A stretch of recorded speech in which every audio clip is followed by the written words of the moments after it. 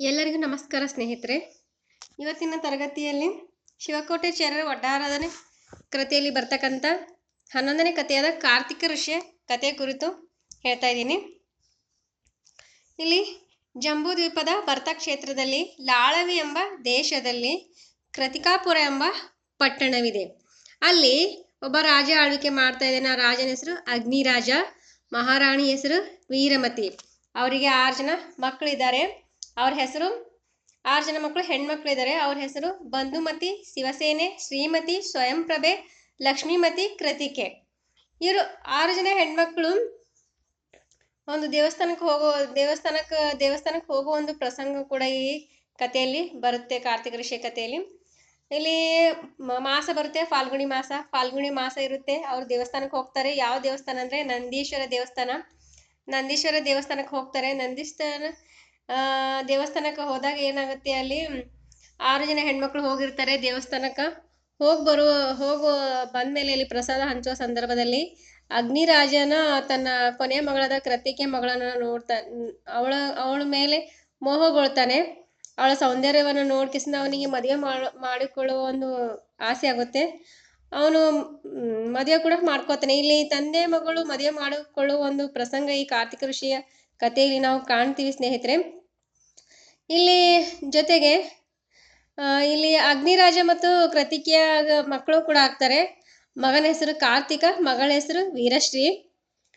ಇಲ್ಲಿ ಕಾರ್ತಿಕ ಮಗನಿಗೆ ತನ್ನ ತಾಯಿಯ ತಂದೆಯು ಹೌದು ಅಂತಂದು ಗೊತ್ತಾದಾಗ, ಇಬ್ರು ತಂದೆ ಒಬ್ರು ಇದ್ದಾರೆ ಅಂತಂದು ಗೊತ್ತಾಗ ಅವನಿಗೆ ವೈರಾಗ್ಯ ಹುಟ್ಕೊಳ್ಳುತ್ತೆ. ಆಗ ಅವನು ಎಲ್ಲವನ್ನು ತ್ಯಾಗ ಮಾಡಿ ತಪಸ್ಸನ್ನು ಆಚರಿಸ್ತಾನೆ. ಒಬ್ಬ ತಪಸ್ವಿ ಆಗ್ತಾನೆ. ಆಗ ತಪಸ್ವಿ ಆಗುವಂತ ಪ್ರಸಂಗ ಕೂಡ ನಾವಿಲ್ಲಿ ಕಾಣ್ತೀವಿ. ಇಲ್ಲಿ ಅವನು ತಪಸ್ಸನ್ನು ಆಚರಿಸ್ತಾ ಅವನು ಅಲೆದಾಡುತ್ತಾ ಒಂದು ಕೋಗಳೆ ಎಂಬ ಊರಿಗೆ ಬರ್ತಾನೆ. ಊರಿಗೆ ಬಂದಾಗ ಅವನ ಸಾವು ಆಗುವ ಪ್ರಸಂಗವನ್ನು ಕೂಡ ನಾವು ಈ ಕಾರ್ತಿಕ ಋಷಿಯ ಕಥೆಯಲ್ಲಿ ಕಾಣ್ತೀವಿ. ಕಾರ್ತಿಕ ಋಷಿಯ ತಂಗಿ ವೀರಶ್ರೀಗೆ ಏನ್ ಮಾಡಿರ್ತಾರೆ, ಕೋಗಳಿ ಎಂಬ ಊರಿಗೆ ಕೊಟ್ಟಿರ್ತಾರೆ. ಕೋಗಳಿ ಎಂಬ ಊರಲ್ಲಿ ಅಲ್ಲಿ ಕ್ರೌಂಚ ರಾಜ ಆಳ್ವಿಕೆ ಮಾಡ್ತಿರ್ತಾನೆ.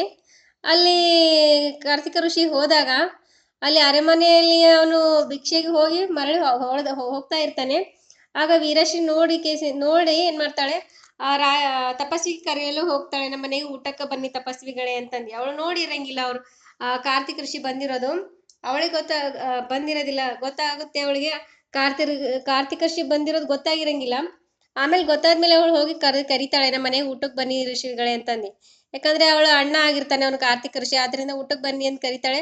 ಇಲ್ಲ, ನಾವು ಒಂದು ಮನೆಯಿಂದ ಹೊರಗಡೆ ಬಂದ್ಮೇಲೆ ನಾವು ಮರಳಿ ಬರೋದಿಲ್ಲ ಅಂತ ಅವನು ಹೇಳ್ತಾ ಇರ್ತಾನೆ. ಅವರಿಬ್ಬರ ಮಾತಿನ ಚಕಮಕಿ ನಡೀತಾ ಇರುತ್ತೆ. ಇಲ್ಲಿ ಕ್ರೌಂಚ ರಾಜನ್ಗೆ ಅವರಿಬ್ಬರ ಮೇಲೆ ಸಂಶಯ ಪಟ್ಟು ಏನ್ ಮಾಡ್ತಾನೆ ಅಂದ್ರೆ ಅವನಲ್ಲಿ ಇರ್ತಕ್ಕಂಥ ಒಂದು ಶಕ್ತಿ ಎಂಬ ಈಟಿ ಎಂಬ ಆಯುಧದಿಂದ ಏನ್ ಮಾಡ್ತಾನೆ, ಕಾರ್ತಿಕ ಋಷಿಗೆ ಅವನು ಚುಚ್ಚು ಬಿಡ್ತಾನೆ. ಆಗ ಕಾರ್ತಿಕ ಋಷಿ ಸಾವನ್ನು ಅಪ್ಪುವ ಸನ್ನಿವೇಶನ ನಾವಿಲ್ಲಿ ಕಾಣ್ತೀವಿ.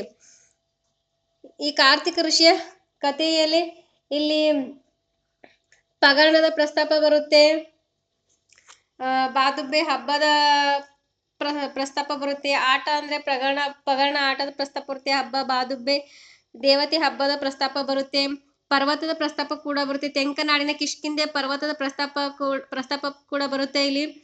ಇಲ್ಲಿ ಕಾರ್ತಿಕ ಋಷಿ 16 ವಯಸ್ಸಿಗೆ ತಪಸ್ಸನ್ನು ಆಚರಿಸುವ ಸನ್ನಿವೇಶನ ನಾವು ಕಾಣ್ತೀವಿ. ಇಲ್ಲಿ ಕಾರ್ತಿಕ ಋಷಿಯು ಶ್ರೀವರರೆಂಬ ಆಚಾರ್ಯರ ಹತ್ರ ಏನ್ ಮಾಡ್ತಾನೆ, ತಪಸ್ಸು ಆಗುವ ಒಂದು ದೀಕ್ಷೆಯನ್ನು ಪಡೆಯುವ ಸನ್ನಿವೇಶನ ನಾವು ಇಲ್ಲಿ ಕಾಣ್ತೀವಿ. ಇಲ್ಲಿಗೆ ನನ್ನ ಈ ತರಗತಿಯನ್ನು ಮುಗಿಸುತ್ತೇನೆ. ಧನ್ಯವಾದಗಳು ಸ್ನೇಹಿತರೆ.